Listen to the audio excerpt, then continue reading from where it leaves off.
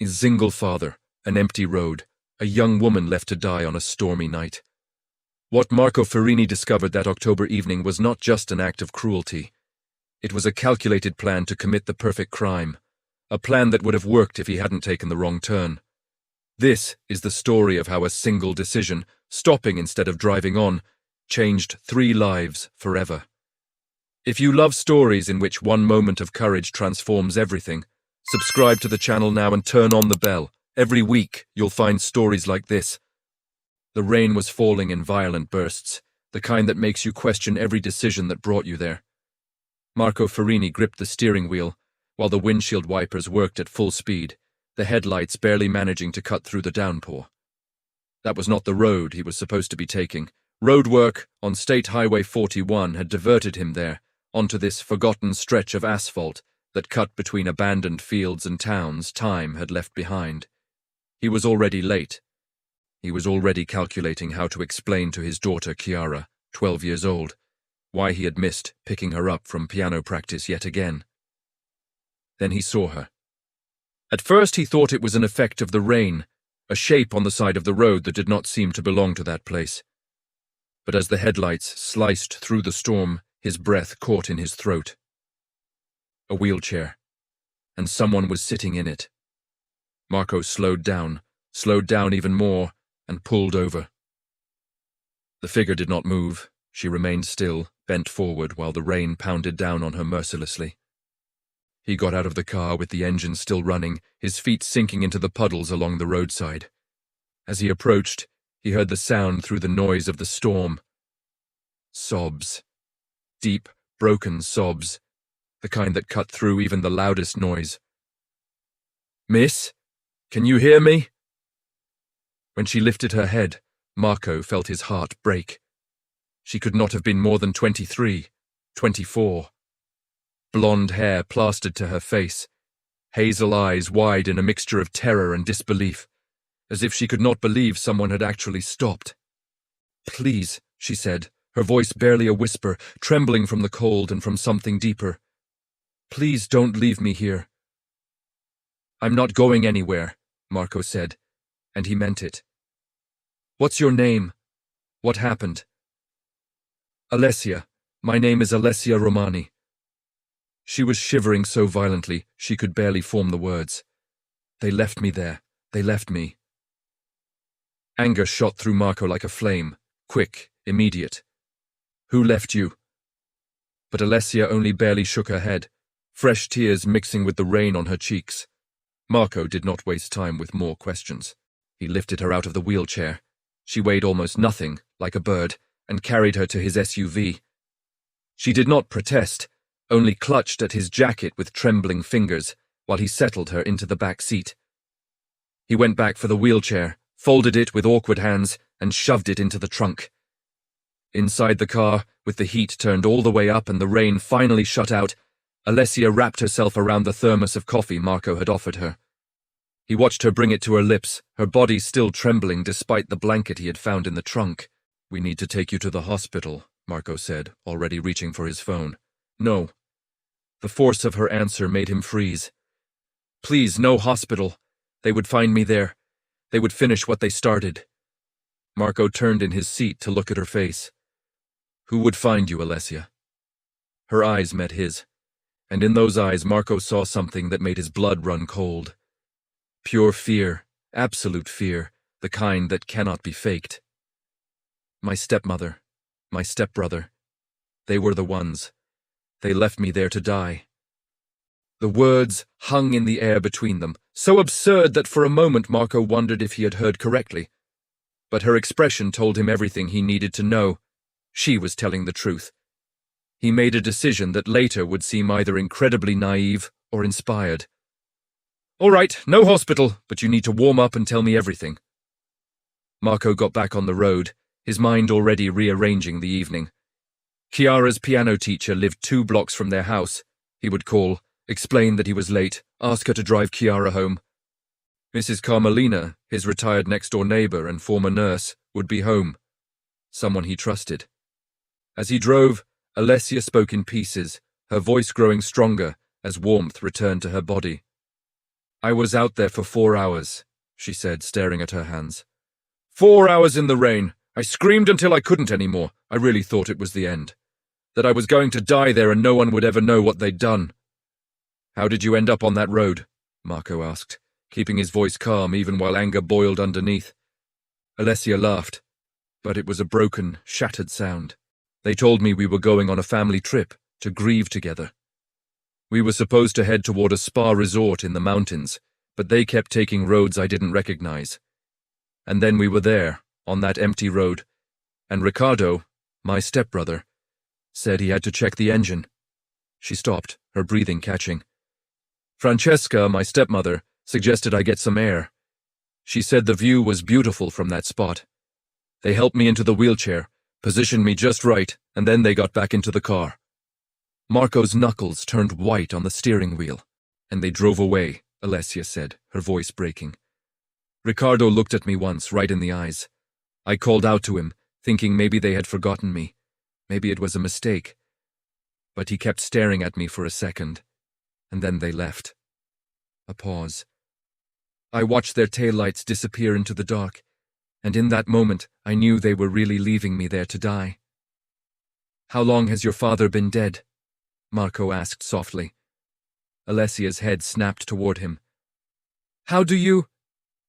You said grieve together, and you mentioned a stepmother. I'm guessing something changed recently to make them do this.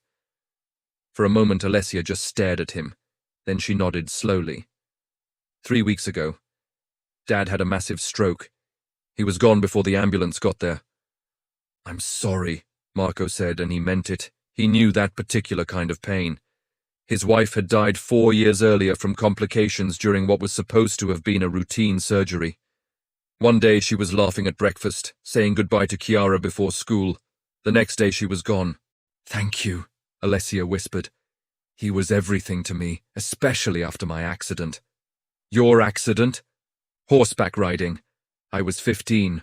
One moment I was jumping an obstacle, the next I was on the ground and I couldn't feel my legs anymore. I've been paralyzed from the waist down ever since. The pieces were coming together in Marco's mind. A picture that made his stomach turn. And your father took care of you? He never made me feel like a burden, not once. A pause. When he remarried, I hoped Francesca would be a good thing for him. She seemed so kind, so understanding. Her son Ricardo was 22, charming, always asking how I was doing. But it was an act.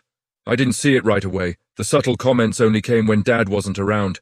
Questions about how much my care cost. Suggestions that maybe I'd be happier in a facility with people who could take proper care of me. I told myself I was being paranoid, too sensitive. Marco pulled into the driveway of his house, a 2-story home in a quiet neighborhood in Turin. Through the rain, he could see the lights on next door at Mrs. Carmelina's house. What changed 3 weeks ago? He asked, even though he already suspected the answer. Alessia's smile was bitter. I found out why they had stayed, why they had acted so well all those years. She paused. Dad's will was read 2 days after the funeral. He had updated it 6 months earlier, without telling me. He left almost everything to me. The house, the investment portfolio, his collection of vintage cars. Francesca and Ricardo got €50,000 each. The rest, over 2 million, came to me with detailed instructions for my ongoing care. 2 million. More than enough motive for murder. They hid it well, she continued. They said we needed a trip, just the 3 of us, to heal as a family. I really believed them. I thought they were trying to help me through the grief. She looked at him, her eyes shining with tears. How stupid I was. You weren't stupid, Marco said firmly. You trusted people who were supposed to be family. That isn't stupidity, Alessia. That's humanity. He got out and came around to pick her up. Mrs. Carmelina was already hurrying down her porch steps, umbrella in hand, her round face full of concern. Marco, what happened? I need your help, Carmelina. This is Alessia. She's in danger and she needs a safe place to stay. Within 20 minutes, Alessia was in dry clothes, borrowed from what remained in the wardrobe of Marco's late wife, sitting on the couch with a blanket over her shoulders. Mrs. Carmelina had checked her vital signs, declared Alessia lucky to have avoided hypothermia, and was making tea in the kitchen while Marco called Chiara's piano teacher. The house felt strange with Alessia in it. It had been just him and Chiara for so long, their routines and rhythms carved into stone. But as he watched this young woman who had nearly died on a deserted road, cradling a mug of chamomile tea in both hands, Marco felt something shift inside him, a sense of purpose he had not felt in years. When Chiara came home, dropped off by Mrs. Rossi with profuse apologies for the last-minute change, she stopped in the doorway of the living room and looked at the scene. "Dad." Marco was ready to explain, but Chiara was already moving forward. Her dark eyes, so much like her mother's, full of concern. "Are you okay?" she asked Alessia directly. Alessia seemed surprised by the question, by being spoken to so simply. "I'm getting better. She needs our help, sweetheart. She's in trouble and needs a safe place to stay for a while." Chiara did not hesitate. "She can have the guest room. It's on the first floor, so she won't have to worry about the stairs, and it has a private bathroom." Pride swelled in Marco's chest. His daughter had her mother's compassionate heart. Over the next few hours, as evening deepened into night and Mrs. Carmelina finally went back to her own house, promising to return in the morning, Alessia told them everything. The whole story unfolded. Her father's death, the reading of the will, the fake family trip, the 4 hours in the rain. Chiara sat on the floor near Alessia's feet, listening with wide eyes. Marco paced, his investigator's mind already working on the problem. Because it was a problem. A huge one. "We have to go to the police tonight." "They already got ahead of us," Alessia said quietly. "I guarantee it.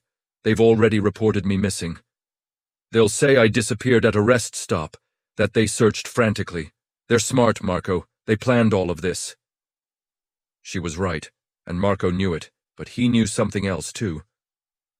"I spent 15 years as an insurance investigator," he said, "before I went into business for myself. I know how to find the truth when people lie, and more importantly, I know that liars always make mistakes. Always." Alessia looked up at him, and for the first time since he had found her, he saw something in her eyes besides fear. He saw hope. "Do you really think we can prove what they did?" "I know we can," he said, "but we have to be smart, strategic." The next morning they went to the police. Just as Alessia had predicted, Francesca and Riccardo had already filed a missing person report. The officer who took Alessia's statement was sympathetic, but clearly skeptical. "Ma'am, your stepmother and stepbrother have been on television. They organized search teams. Are you saying all of that was fake?" "Yes," Alessia said firmly, "every word of it." "That's a serious accusation." "It's the truth." The officer sighed. "Without evidence, it becomes your word against theirs. Do you have anything that proves they abandoned you?" Alessia's face fell. The rain. It would have washed away any tire marks, no cameras on that road. Outside the police station, Alessia slumped in her wheelchair. "They're going to get away with it." "No," Marco said firmly, "they're not." He called Lorenzo Ferretti that afternoon, a college friend, a lawyer specializing in civil rights and abuse of the elderly and disabled. Lorenzo came that evening, listened to Alessia's story, and agreed to take the case pro bono. But his assessment was grim. "Without hard evidence, we're fighting uphill," he said, sitting at Marco's dining table with papers spread out in front of him. "We can file civil claims, try to freeze the inheritance assets, but proving attempted murder, that's an entirely different level." "Then we find the evidence," Marco said. The rain wiped away any physical evidence from the scene. There were no witnesses. It's literally her word against theirs. Marco leaned back in his chair, his mind working. "Liars make mistakes, Lorenzo. Always. We just have to find their mistake." Over the next 3 weeks, Marco worked. While Alessia settled into the guest room and Chiara helped her learn the rhythms of the house, he dug into Francesca and Riccardo's lives as though he were investigating insurance fraud, which, in a way, he was. He went through the credit card statements Alessia had given him access to from her father's estate accounts. He tracked Ricardo's social media, noting locations and timestamps. He interviewed neighbors from the neighborhood around Alessia's father's house, asking precise questions about Francesca and Ricardo's behavior. And slowly, a picture emerged.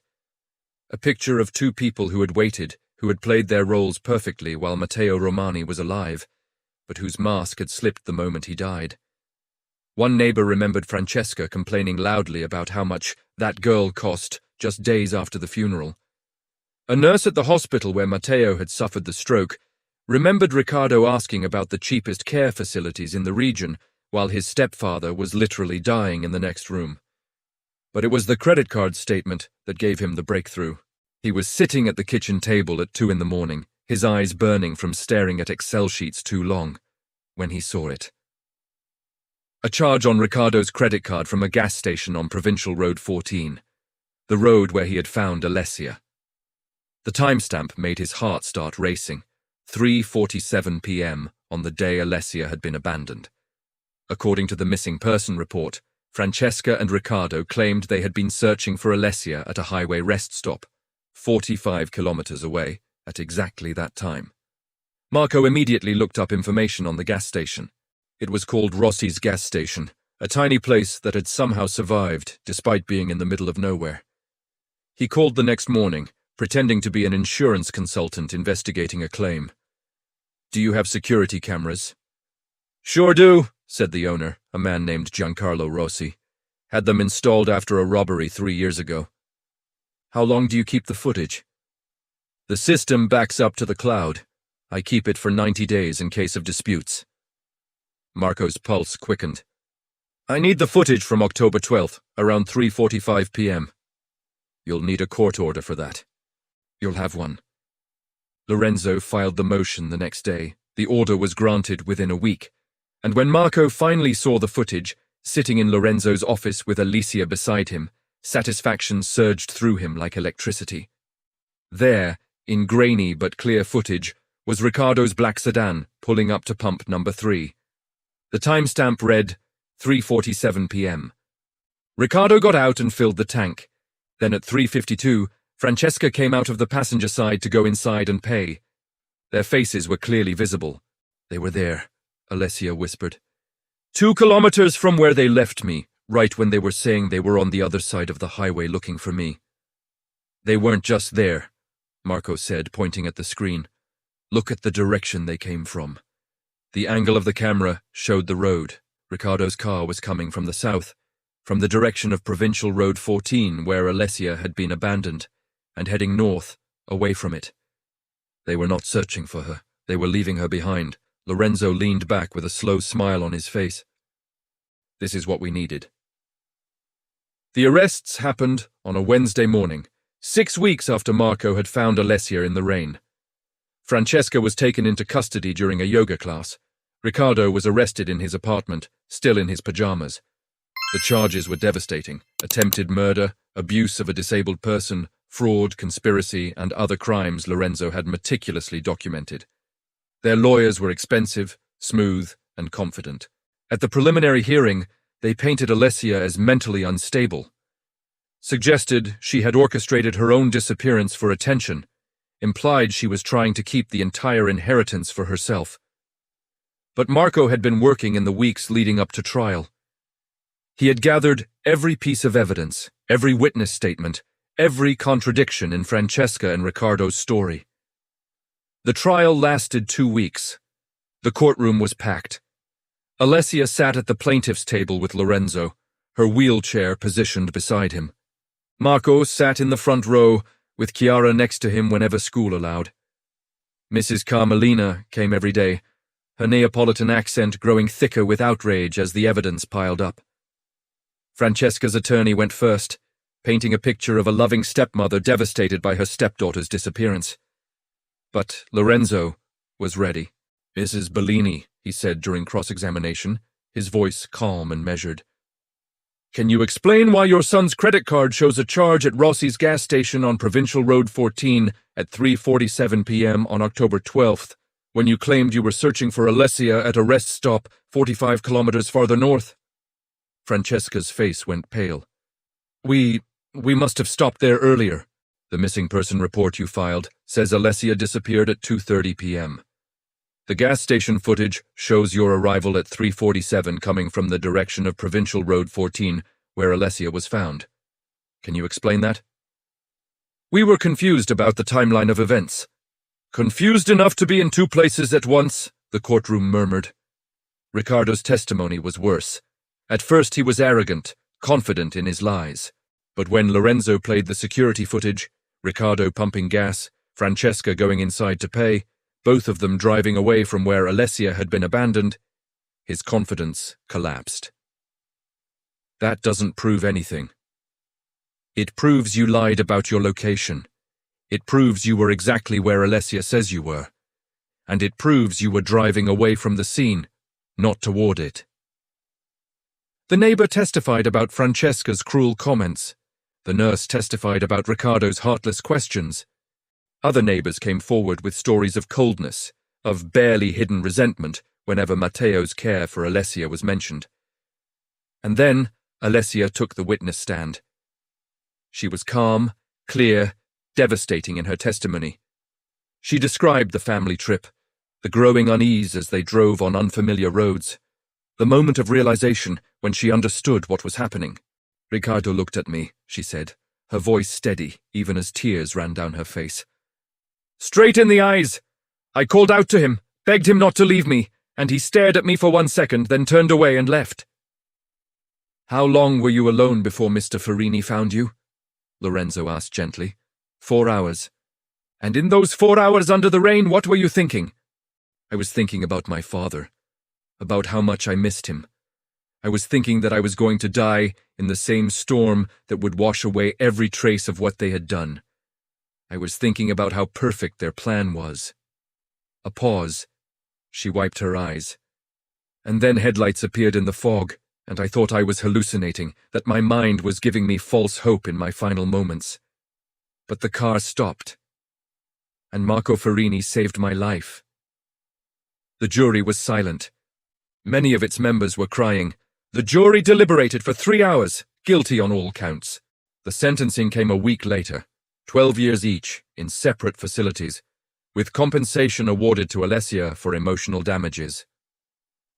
As officers led them away, Ricardo turned back one last time, not toward Alessia, but toward Marco. The hatred in his eyes was palpable. Marco met his gaze without blinking. He had seen evil in many forms throughout his career. This was just another version of it. Outside the courthouse, Alessia burst into tears in her wheelchair. Deep, shaking sobs of relief and pain, and 100 other emotions she had been holding back. Marco knelt beside her without caring who was watching and let her cry on his shoulder. It's over, he whispered. It's really over. Lorenzo stood nearby with Chiara and Mrs. Carmelina, giving them space. When Alessia finally pulled back, wiping her eyes, she looked at Marco with a gratitude that almost hurt to receive. Thank you, she whispered. You didn't have to do any of this. You could have dropped me off at a police station that first day and washed your hands of me. No, Marco said firmly. I couldn't have. That's not who I am. It was true. From the moment he had seen her in that wheelchair in the rain, there had been no other choice. Not for him. The weeks after the trial were strange. The media attention faded. Reporters stopped calling. Life began to settle into something that looked like normal, except nothing was normal anymore.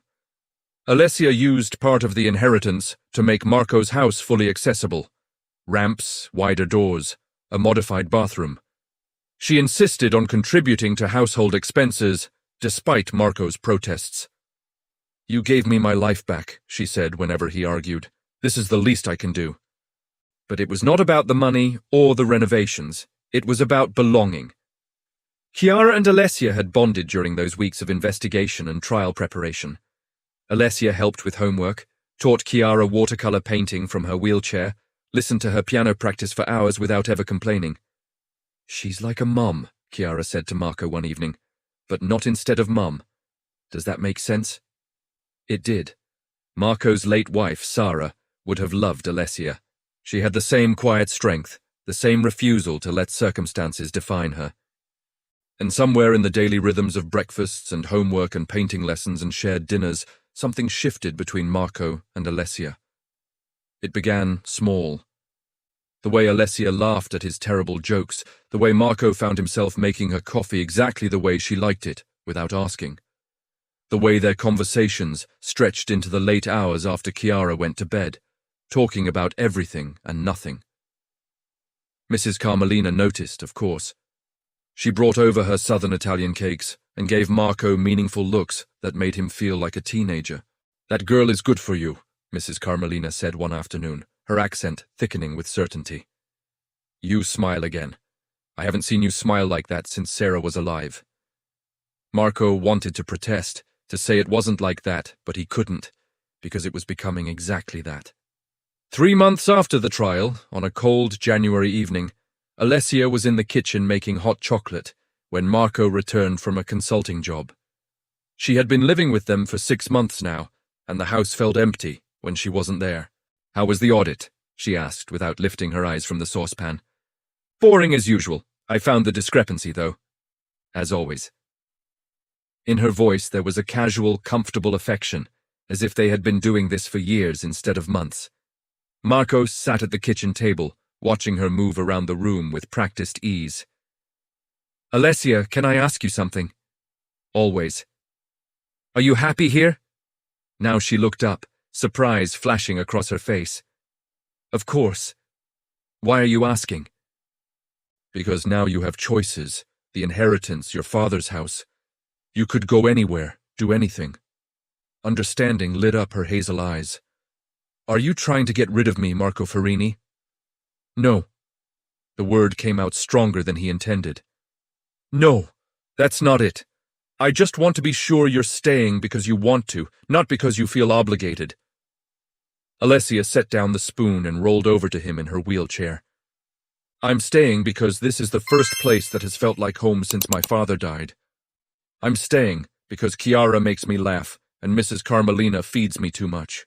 A pause. "And you?" Her cheeks colored slightly. "You make me feel safe, seen, not just the girl in the wheelchair, but really me." Marco's heart pounded in his chest. "Alessia," he began, but she continued. "I know it's complicated. You saved my life. There are probably a million reasons this is a bad idea, but I can't help what I feel. And I feel—" He kissed her.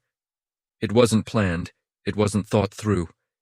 He simply leaned down and kissed her, cutting off her words with the simplest truth he knew. When they pulled apart, Alessia was staring at him with wide eyes. "I've wanted to do that for 2 months, Marco admitted. "But I didn't know if after everything you've been through." "Marco." "Yes?" "Be quiet and kiss me again." So he did. When Chiara came home from a friend's house an hour later, she found them in the living room. Alessia in the wheelchair, Marco on the couch beside her, their hands intertwined. "Finally," Chiara said, rolling her eyes with theatrical emphasis. "I've been waiting for months." Marco blinked. "You knew?" "Dad, everybody knew. Even Mrs. Carmelina has been making comments for weeks." Alessia laughed, a bright, free sound.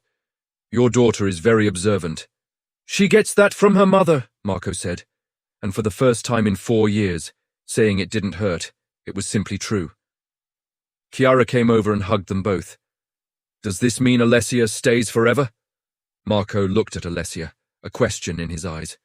She squeezed his hand. "Forever sounds perfect," she said softly.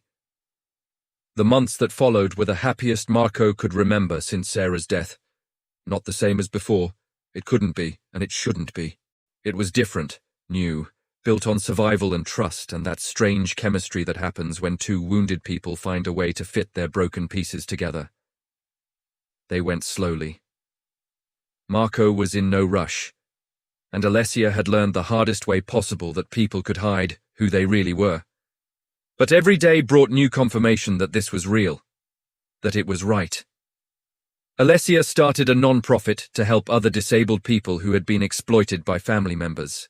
She called it Second Chance, and Marco helped with the legal framework, using his investigative skills to identify and expose fraudulent guardianships. Chiara flourished with Alessia in her life. Her grades improved, her confidence grew. She had found a role model who showed her that strength comes in many forms, and Marco discovered that saving Alessia had saved him too, from the half-life he had been living, going through the motions, raising his daughter, but forgetting how to truly live. 9 months after finding her in the rain, on a warm July evening, Marco found Alessia in the garden they had created together. She was teaching Chiara how to tie up tomato plants, their laughter carried by the breeze. He stopped at the back door and watched. The sunset painted everything gold, and in that moment, Marco felt something he had not felt in years. Complete peace. Alessia must have felt him watching, because she turned and caught his eye. The smile she gave him was radiant, full of joy and love and gratitude and 1,000 other things that needed no words. He walked over, kissed the top of her head, ruffled Chiara's hair. "What are you thinking about?" Alessia asked, tipping her face up toward him. "About how one wrong turn changed everything. About how, if the roadwork hadn't closed the highway, if I hadn't taken Provincial Road 14, if I had driven past without stopping—" "But you didn't," Alessia interrupted gently. "You stopped. You saved me. And maybe I saved you a little too. More than a little." That night, after Chiara had gone to bed, Marco and Alessia sat on the small back terrace, watching fireflies blink in the dark. Alessia's wheelchair was pulled up beside the bench where Marco sat, their hands clasped together. "Do you ever think about that day?" Alessia asked softly. "About how close it was?" "Every day," Marco said.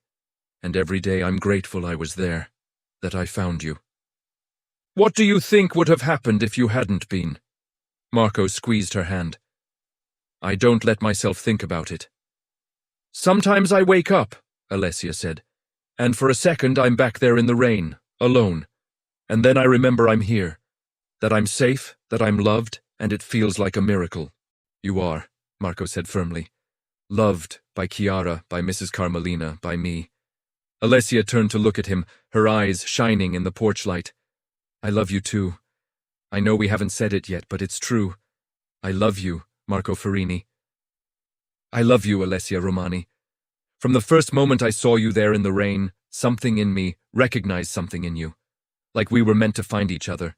We just needed the universe to give us a push." "What a push," Alessia said with a small laugh. "Attempted murder and a thunderstorm.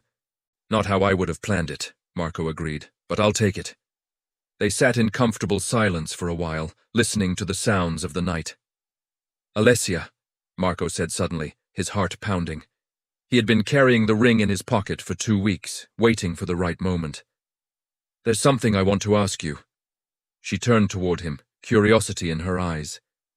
He slid off the bench and knelt beside her wheelchair, pulling out the small velvet box. Alessia's hands flew to her mouth. "I know it's only been 9 months, Marco said. "I know some people would say it's too soon, but I also know life is fragile and precious and can change in an instant. I know that when you find something real, something worth holding on to, you don't let it go. Alessia Romani, will you marry me?" Tears streamed down Alessia's face as she nodded.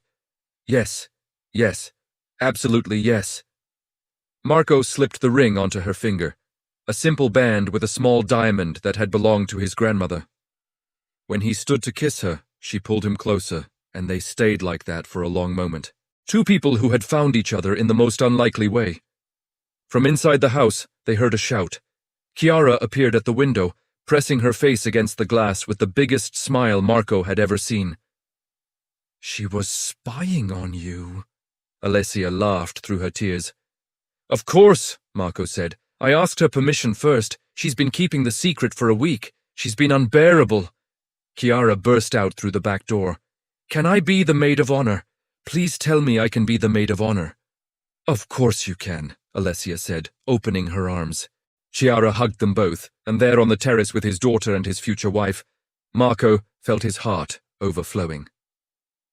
3 months later, on a clear October afternoon, exactly 1 year after he had found Alessia on Provincial Road 14, they got married in the garden of their house in Turin. The ceremony was small, intimate, perfect. White chairs lined up on the grass, an arch covered in autumn flowers, fewer than 50 guests who truly mattered. Mrs. Carmelina sat in the front row, dabbing at her eyes with a handkerchief.